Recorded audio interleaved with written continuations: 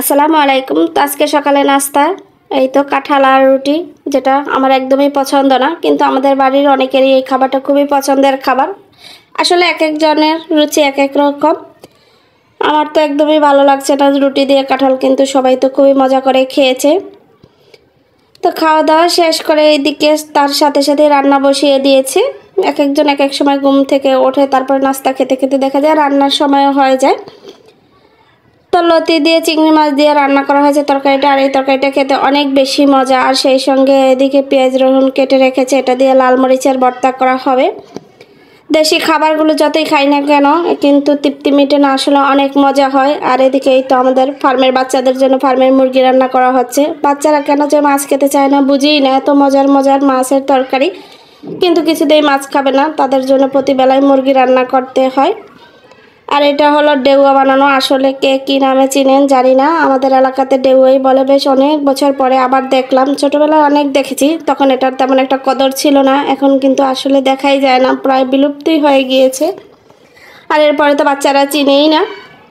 তো এদিকে মেয়েরা আবার গোসল টোসল করে মেহেদি পড়া শুরু করে দিয়েছে। ওরা 2-3 জন, যেহেতু একটু সময় লাগবে সেই জন্য দুপুর থেকেই মেহেদি দেওয়া শুরু করে দিয়েছে। তো মোটামুটি এরই মাঝে ওদের মেহেদি দেওয়া শেষ হয়ে গিয়েছে।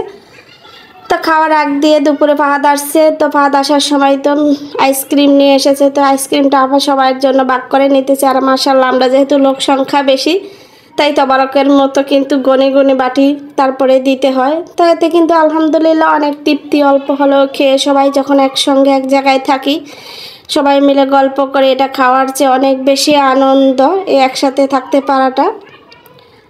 তো এদিকে প্রায় সন্ধ্যা হয়ে গিয়েছে, আর বাচ্চাদের ভিতরে ঈদের আনন্দ শুরু হয়ে গিয়েছে। ওরা এই তো আতশবাজি ফুটানো শুরু করে দিয়েছে। ফাহাদ রিফাত ওরা আসার সময় বেশ অনেকগুলো আতশবাজি নিয়ে এসেছিল।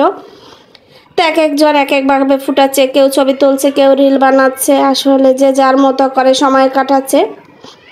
তো তারপরেও দেখা যায় শেষ হয়ে গেলে যে ও বেশি ফুটিয়েছে, ও কম ফুটিয়েছে, এরকম একটা হয়ে থাকে। ও ঠিক মতো ফুটাতে পারেনি, ও এইটা পায়নি, এরকম প্রতিবারই এরকম হয়ে থাকে। এতগুলো ফুটায়, তারপরেও ওদের অভিযোগের কোনো শেষ থাকে না।